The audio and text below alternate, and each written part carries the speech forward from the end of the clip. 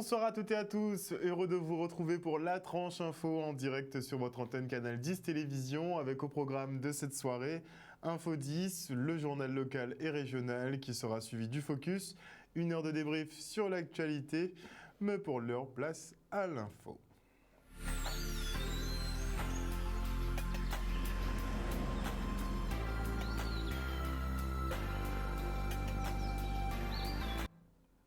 Nous sommes le lundi 29 mars 2021 et on débute avec cette opération de contrôle contre la concurrence déloyale sur un chantier à Sainte-Anne.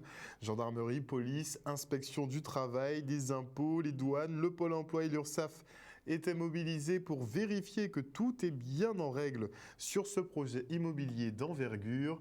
Le reste en images. Ce matin, en fait, il y avait une opération interservice avec les différents services de l'État pour un contrôle en fait qui était opéré sur la section les Dolines, commune de Sainte-Anne. Un contrôle interservice avec la DEAL, avec la DIECT, avec la police municipale, avec la PAF, avec l'URSSAF. Et en fait, l'objet était de contrôler le bon déroulement de ce chantier et savoir si tout le monde était en règle. Aujourd'hui, le but du jeu était de vérifier sur un chantier d'une telle ampleur, de vérifier le respect de certaines règles, tant en matière de sécurité que par rapport à la crise sanitaire, notamment sur la Covid. Donc la mise en place d'un protocole sanitaire notamment. Donc nous avons mené des investigations avec plusieurs services de l'État, à savoir la CGSS, les services de gendarmes, les services de la PAF, les services du fisc, de la DEAL et les services de la Direction générale du travail, représentés par nous-mêmes, l'inspection du travail. Sur le contrôle, en fait, on avait, moi j'y ai mis approximativement une petite cinquantaine de gendarmes, un peu moins de 50 gendarmes, plus le concours de nos camarades des différentes administrations, mais aucune infraction grave ou importante n'a été constatée. On a pu, en fait, nous, se rendre compte que le chantier se déroulait de façon très très correcte. Voilà. Avec une coopération de l'intégralité des employés qui étaient sur site, et tout s'est bien déroulé avec eux.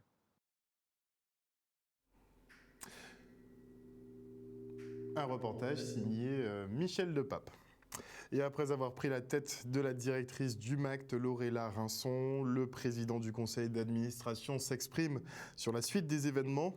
Une enquête administrative sera diligentée pour faire la lumière sur les dysfonctionnements observés au sein de la structure. Ils vont étudier un peu ce qui lui est reproché finalement. Par ailleurs, plusieurs cadres seront recrutés afin de renforcer l'équipe en place. Et s'agissant des 423 000 euros, on s'y perd dans tous leurs chiffres, s'agissant des 423 000 euros qui auraient été détournés au MACT, eh bien, ils correspondraient, selon Georges Brédan, à des recettes de billetterie encaissées par le Trésor public à l'époque où le MACT ne disposait pas de régie de recettes. Il ne pouvait donc pas percevoir visiblement une manne financière qui est toujours détenue par les impôts, mais en attente de virement. Le reportage. Que l'établissement puisse continuer à fonctionner et donc il ne peut pas fonctionner sans direction, donc il faut une direction par intérim bien évidemment.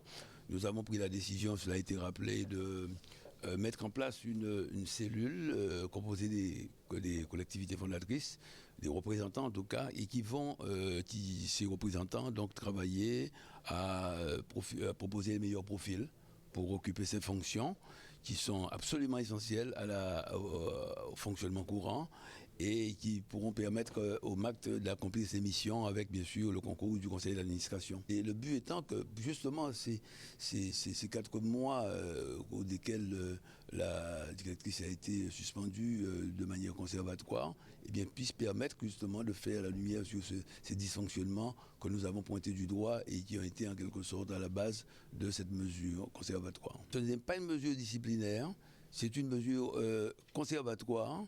Et donc, il n'y a pas. Nous avons estimé qu'il fallait mener effectivement l'enquête, et nous aurons l'occasion de le dire. Et précisément, l'agent comptable, précisément, aura l'occasion de le dire lors de notre réunion de mercredi ou mardi prochain, quand nous sortirons donc de ce week-end pascal, et viendra dire exactement, faire l'historique de cette somme qui effectivement a été transférée sur un compte du Trésor parce que les PCC n'avaient pas encore de régie, d'avance et de recettes, et de sorte qu'il fallait donc bien que cette somme soit déposée sur un compte du Trésor.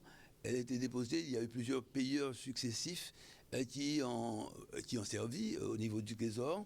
Et donc, il a fallu donc reconstituer un peu les choses. Et donc, bien évidemment, aujourd'hui, c'est l'histoire ancienne. Cet argent a été déjà mandaté au Memorial Act, de sorte que pour moi, effectivement, ceux qui en parlent encore, ce sont ceux qui alimentent des fantasmes. Et maintenant, je reçois Rudy René, qui est président de la Fédération pour le Gros Cap. Bonsoir, monsieur René. Bonsoir Harold, bonsoir aux téléspectateurs, à tout le monde qui a écouté nous, au Grand Quimbéred, singulièrement au monde du Gros Cap. Alors, on sent que globalement, le monde de la culture est particulièrement malmené depuis 1 an maintenant. Vous êtes quasiment interdit de tout, finalement. Vous avez demandé audience auprès du préfet Alexandre Rochat pour essayer de faire redémarrer un peu le Léroz, parce que ça fait quand même 1 an que tout est au point mort. Je crois que vous avez eu une fin de non-recevoir, c'est ça ? Ben, je ne dirai pas ça. Je ne dirai pas ça. Il est vrai qu'on a rencontré le chef de la sûreté avec son adjointe et qui ont compris quelque part que la culture manquait au peuple guadeloupéen, singulièrement au monde du Gros Cap, mais aussi la culture fait partie imminente de ce que nous sommes. Ils ont très bien compris et il fallait qu'ils aient une réponse hiérarchique. On l'a eu le lendemain. Ils sont d'accord. Ils sont d'accord à ce qu'on fasse des Léroz, naturellement, en respectant les gestes barrières. Et comme la pandémie sévit en ce moment, peut-être à huis clos. Mais c'est vrai que pour les puristes que nous sommes... au moins battre ton petit cas. Non, ça sort. C'est vrai que ça sort de l'ordinaire parce qu'il s'avère que les soirées Léroz peuvent commencer à 21h, se terminer au petit jour. Là, malheureusement, il faudra qu'on trouve une solution pour qu'on puisse commencer, si on nous le permet, de 21h jusqu'à 3h du matin, naturellement avec les gestes barrières et ce qu'on a préconisé, qu'on a proposé à la préfecture. Est-ce que ce sera organisable dans des conditions pareilles ? Je dirais que c'est organisable. Pourquoi ? Parce que le monde du Gros Cap, depuis tantôt, est un monde, je dirais, qui a toujours été à l'écoute des gestes barrières, même lorsqu'ils n'existaient pas. Pourquoi ? Parce que le monde du Gros Cap, la musique Gros Cap, pour les téléspectateurs qui nous regardent, se joue en étant seul, se danse en étant seul et on ne se touche pas. Je veux dire qu'un tambouiller qui est juste à côté de l'autre, il faut compter un bon mètre 50, voire 2 mètres. Alors, preuve que bien avant cette pandémie, le Gros Cap était vraiment à la page. C'est-à-dire que nos ancêtres, nos anciens, nous ont inculqué ça et on a toujours respecté les gestes barrières traditionnellement. Donc pas d'inquiétude à ce niveau. Ben, non seulement pas d'inquiétude, on a rassuré le représentant de l'État, on a rassuré, et je vous dis, le lendemain, nous avons eu une réponse naturellement favorable. Bon, il faut qu'on travaille de concert avec eux. Le but, c'est pas d'être dos à dos, mais de trouver une solution pérenne qui puisse permettre que la musique traditionnelle, les soirées Léroz puissent exister. Mais moi, étant que puriste, c'est vrai qu'il y aura peut-être des petites modifications. C'est vrai que le monde du Gros Cap commence, comme on dit chez nous, à se manifester.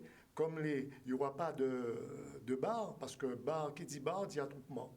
Et c'est vrai que l'historique du soirée Léroz, le bar servait à une époque à envoyer un enfant faire des études, un coup de main, à une solidarité qui était jouée vis-à-vis de celui qui organisait, mais plus singulièrement des familles qui tournaient autour du Gros Cap.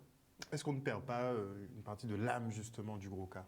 Alors, je dirais que je suis bon joueur et optimiste. Je dirais que nous passons une transition, malheureusement, pandémie oblige, on est obligé de jouer le jeu, mais une fois nous croisons les doigts que cette pandémie sera plus là, ben je pense qu'on pourra redémarrer les Léroz comme d'habitude. Donc on aura des manifestations, on imagine, les jours à venir ? Alors, ce qu'on a préconisé, on a été clair dessus, et on a été clair, on est toujours clair dans le monde du Gros Cap. On s'est dit qu'après le carême, si la situation le permet, naturellement, avec l'accord de la préfecture, nous allons recommencer des soirées Léroz. Naturellement, ça sera simple. Par exemple, je prends un cas banal sur 1000 mètres carrés, parce que nous, nos Léroz, on ne les fait pas en salle extérieure. Sur 1000 mètres carrés, on aura une jauge peut-être de 200 personnes, bien éparpillées, avec des chaises, des gestes barrières jusqu'à l'entrée.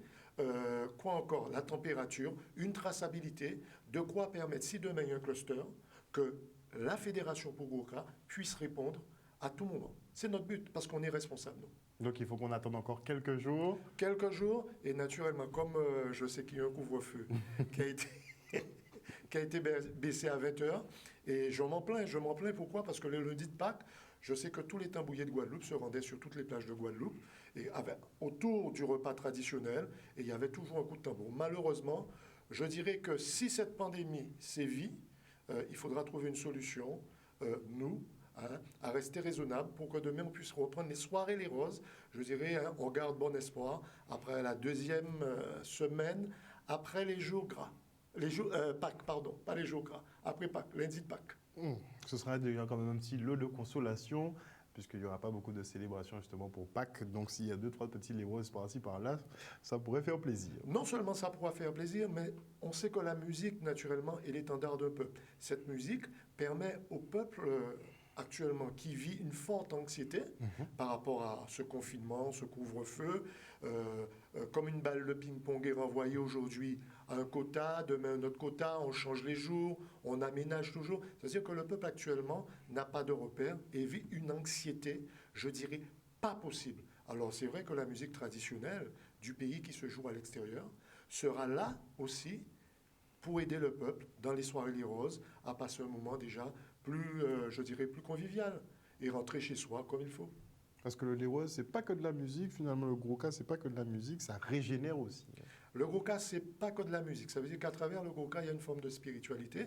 Lorsque vous entrez dans une ronde de les roses, vous avez un rond. Et dans ce rond, à chaque bout, vous avez des tambouillés. C'est-à-dire que c'est régénérer l'esprit guadeloupéen, mais l'esprit personnel de ce que nous sommes et ce que nous cultivons, qui est cette musique traditionnelle que nos ancêtres nous ont laissée. Vaille que vaille, comme j'expliquais aux représentants de l'État, on a été clair, il y a eu énormément de guerres en Guadeloupe, 39, 40, il y a eu des épidémies, on n'a pas été pénalisé. Et là, malheureusement, par rapport au Covid, c'est une première. Ça fait 1 an qu'il n'y a pas de les roses, il est temps que ça cesse, naturellement, en respectant les gestes barrières et en respectant ce qui doit être appliqué par l'État. Merci beaucoup Rudy René, je le rappelle, président de la Fédération pour le Gros Cas. Merci. Je vous remercie d'avoir cette écoute vraiment favorable à nous et j'espère que tout le monde comprendra que les soirées les roses, nous croisons les doigts, puissent recommencer très très bientôt. Et si les roses se font à huis clos, eh bien je pense que Canal 10 sera là pour filmer. Si les roses se font à huis clos, nous pouvons compter sur la chaîne locale, la chaîne du pays, Canal 10, qui refera des retransmissions pour que le peuple guadeloupéen puisse se ressourcer, même en étant chez eux. Je dis que c'est vrai qu'actuellement, nous vivons une pandémie, pas possible, mais on fait avec les moyens du bord. Et j'invite le monde du gros cas à comprendre cela. D'accord ? C'est vrai qu'on aurait pu faire mieux, mais il faut qu'ils comprennent aussi qu'on vit une pandémie, et il y a des gestes barrières, et il faut protéger une population. Il ne faut pas être forcément égoïste face à une population, face à maman, papa, tonton, tati. On sait que dans nos familles respectives, il y a des gens qui sont partis malheureusement par rapport au Covid. Et on ne veut pas, nous ne voulons pas, dans le milieu du gros cas, que cela arrive encore. Merci beaucoup, Rudy René. Merci, c'est moi. Merci, Harold. Merci. Et on prend place maintenant dans l'atelier culinaire Foodie, les spéciales brunch créole. Le concept, inviter des chefs ou cordons bleus à partager leurs recettes en fonction de la thématique. Et ce coup-ci, c'est Marie-Lo qui a mis son grain de sel et un zeste de folie dans sa cuisine. Regardez. Un atelier culinaire, des ateliers Foodie qu'on propose depuis maintenant 3 ans. Au sein de Foodie, l'idée est d'inviter différents chefs, influenceurs food à partager des recettes, partager des moments avec différentes personnes. Donc on s'adresse aussi bien aux personnes sachant cuisiner qu'aux personnes ne sachant pas du tout, puisque nous accompagnons jusqu'au bout, les étapes sont faciles et puis les recettes après sont données à la fin. Le brunch créole, c'est une panoplie de recettes qu'on a l'habitude de découvrir en brunch, mais avec des saveurs locales. Par exemple, les pancakes, on va les faire avec de la banane, donc des pancakes de banane. Le chocolat chaud, on va faire notre cacao traditionnel. Les œufs brouillés, on va les parfumer avec un peu de massalé. Le bacon, au lieu de faire du bacon, on va faire des tranches de lard caramélisées au sirop de batterie. Chaque samedi carrément, et même le vendredi soir, l'idée est donc de pouvoir proposer des ateliers de différentes sortes, aussi bien en boulangerie, pâtisserie, cuisine, pour que chaque chose soit vue. Je suis venue à l'atelier Foodie puisque j'aime cuisiner, j'aime manger. Et pour moi, je trouve que le concept, il est très intéressant, surtout aux Antilles, de découvrir nos produits locaux. Donc ça me paraissait tout à fait normal en fait de participer même 1 à 2 fois l'année à cet atelier. Je pense qu'on considère comme étant initiés, parce qu'on a quand même des participantes assez gourmandes qui ont l'habitude de cuisiner chez elles, qui ont l'habitude aussi de participer aux ateliers, donc qui ont une certaine aisance en cuisine. Certaines découvrent juste les recettes, vont découvrir ne serait-ce que des techniques de cuisine. Des personnes qui reviennent chaque fois, l'idée de proposer donc des tendances différentes, aussi bien africaines, aussi de la cuisine japonaise, pour apprendre à faire tout ce qui est sushi, sashimi, California Rolls. On travaille beaucoup les produits locaux. Donc même quand une recette est thaïlandaise, par exemple un boboon, on va mettre du juromon, des choses un peu plus locales comme de la papaye dedans. La présence de ma fille en fait, puisque depuis toute petite, elle veut être pâtissière. Du coup, je l'initie justement au métier de la cuisine, de la pâtisserie. Et quand je peux l'aider à participer à ces ateliers, volontiers, je la fais participer. Et on part pour l'inauguration d'une nouvelle cassaverie qui voit le jour à Sainte-Anne. À l'aide de la région, Widi Grégo a pu finaliser son projet et monter sa structure qui vise à promotionner le manioc sous toutes ses formes. Le reportage. Le président de la région m'a aidé à monter cette structure. J'ai rencontré le président en 2019, je lui ai expliqué mon projet. Il m'a dit tout simplement, il suffit de vous déclarer et de monter votre dossier. Et ça va être projet contre les moyens, quoi. Ça veut dire monter mon projet et si mon projet il est viable, les moyens vont suivre. En effet, j'ai monté le projet et voilà, on a créé cette structure que vous voyez sous place là, qui me permet de rendre le travail moins laborieux, moins pénible, c'est-à-dire une vision pas forcément moderne, mais une vision évolutive de cette activité concernant le manioc. Le service économique de la région a accompagné Widi à monter le dossier, à faire les demandes d'aide et il a pu développer sa structure aujourd'hui qui reçoit beaucoup de touristes ici. Vous voyez les tables ici, le petit jardin qu'il a créé pour pouvoir recevoir ces touristes.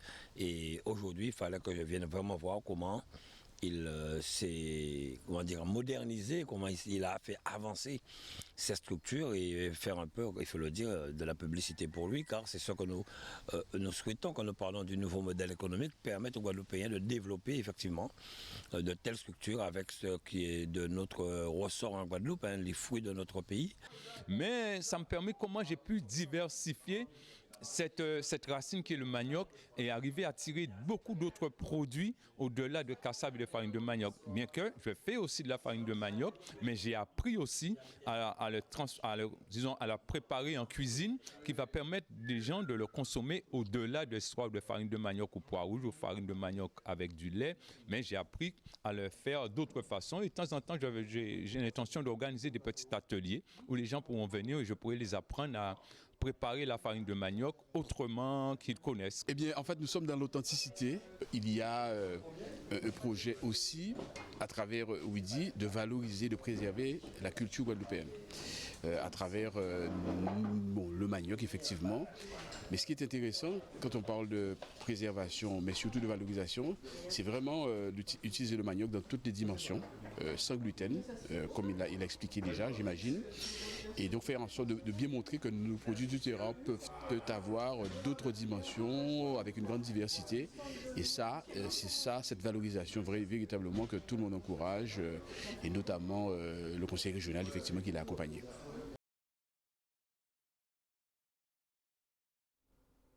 En prévision du mois d'avril consacré à l'autisme, l'association willprod.com met en place un projet musical. Les recettes tirées des ventes seront données à l'association J'existe qui vient en aide aux familles d'enfants porteurs d'autisme. Le reportage. Président de l'association realprod.com qui réalise le projet Petit en eau, qui est un projet humanitaire de grande envergure. Et aujourd'hui, nous avons décidé, par rapport à la journée nationale du 2 avril prochain, de pouvoir mettre en place un support musical. Donc ce support musical, il y a deux directions, quoi. C'est le clip et un single prochain.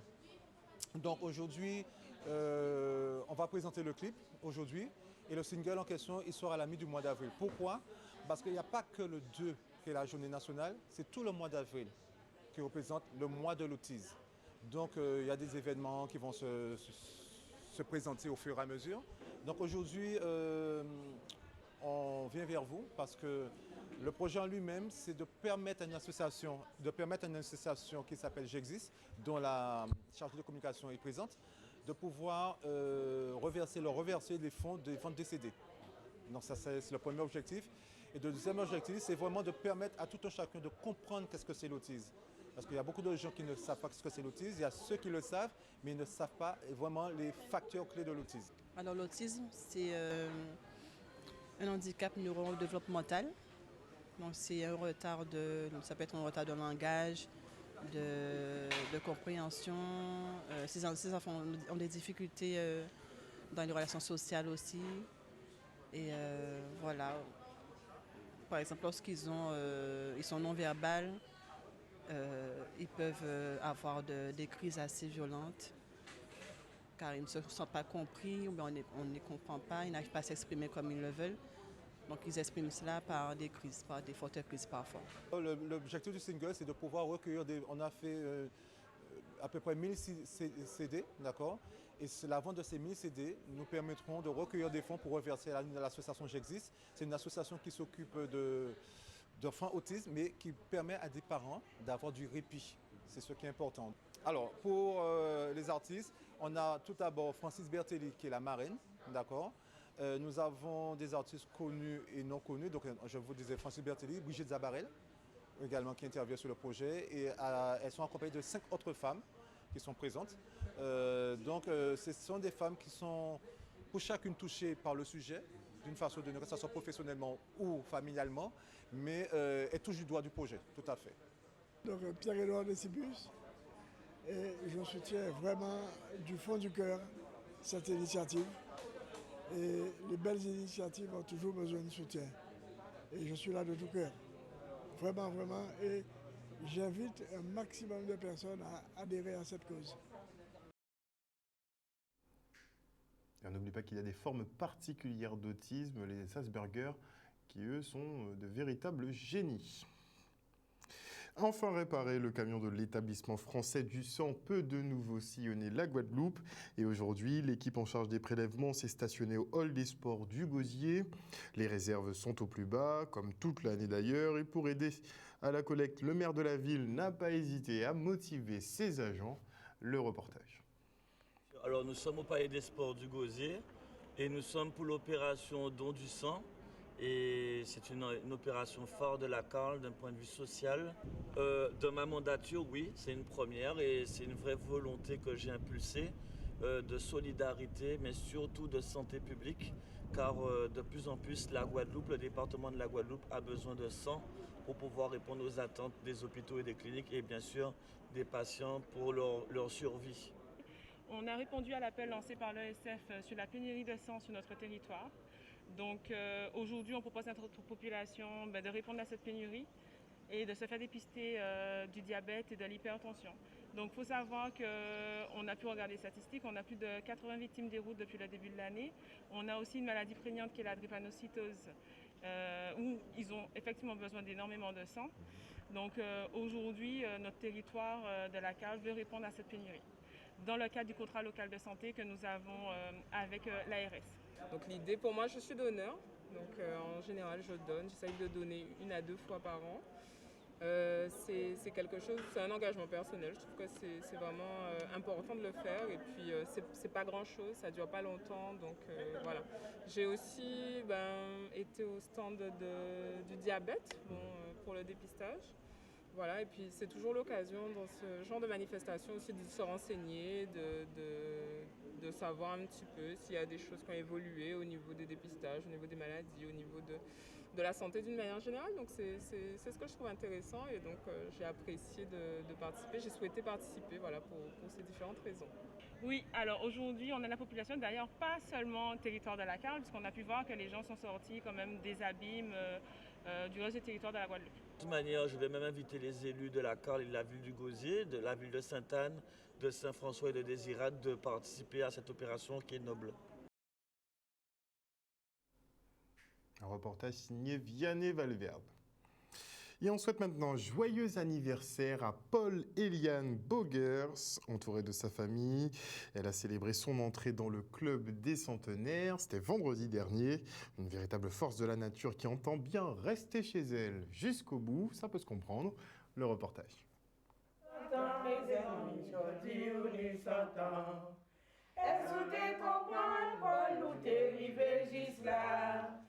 C'est une personne très gaie, mais qui, n'aime pas bouger de chez elle. Elle aime sa maison, son chez elle.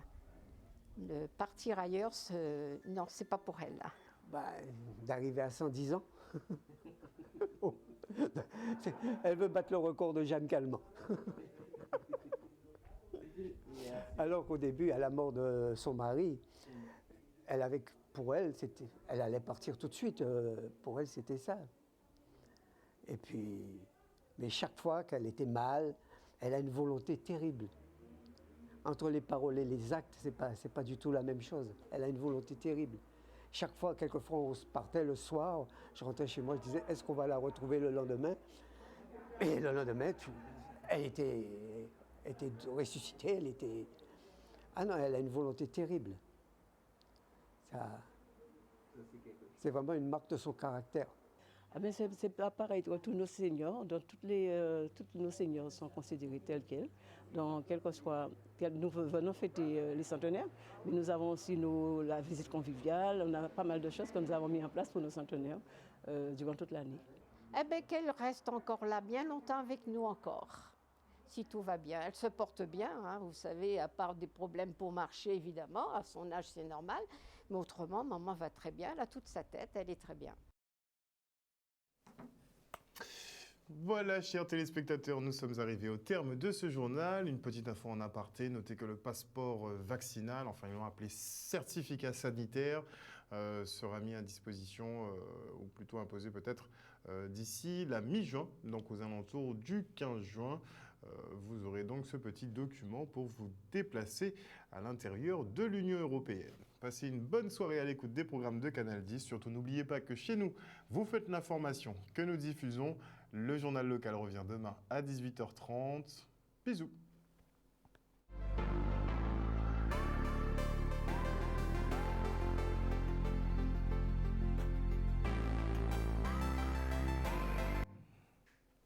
Ah oui, autre petit aparté, sachez qu'un nouveau variant a été détecté en Alsace par le CHU de Strasbourg. Mais bon, des variants, il y en a des dizaines et visiblement ce sont des mutations qui sont on ne peut plus normales et pas forcément plus agressives. Avant la coupure pub, je dis bonsoir à Marie-Hélène Borès, bonsoir au général Franck Abar, bonsoir à Grégory Hall, bonsoir à Marie-Lou, à Jimmy Kamagouva-Aliar, bonsoir à Ulia Bisou Sucré, bonsoir à Julie Noglotte, bonsoir à Natacha Fonlebec, bonsoir à Sandra Jarny, à Rollin Chipan, à Sissi, à Nicole Garando, bonsoir également à Noélie Nègre, à Justine Douared, à Toc du Verseau, à Daniela Linon, à Sandra Jarny, à Joseph Bandou, à Socrate Coco, à Emma Doma, à Michel, à qui d'autre encore, à Capesten Newcomte, à Maude Petitpas, à Alain Jonot, à Marie Dixit, bonsoir à Christian Maxès, bonsoir à Anicette Patet, bonsoir à Roland Chipan. Bonsoir également à Impossible devient possible. J'essaie d'en faire un maximum aujourd'hui. Bonsoir à William Cancel. Bonsoir à Valérie Ursule. Bonsoir à Socrate Coco. Bonsoir à Charles Siredef. Bonsoir à Fana ZR Squad. Bonsoir à tous ceux qui nous suivent sur le Facebook du Canal 10 Télévision, mais également sur l'antenne. Merci, ça nous fait très plaisir, n'est-ce pas?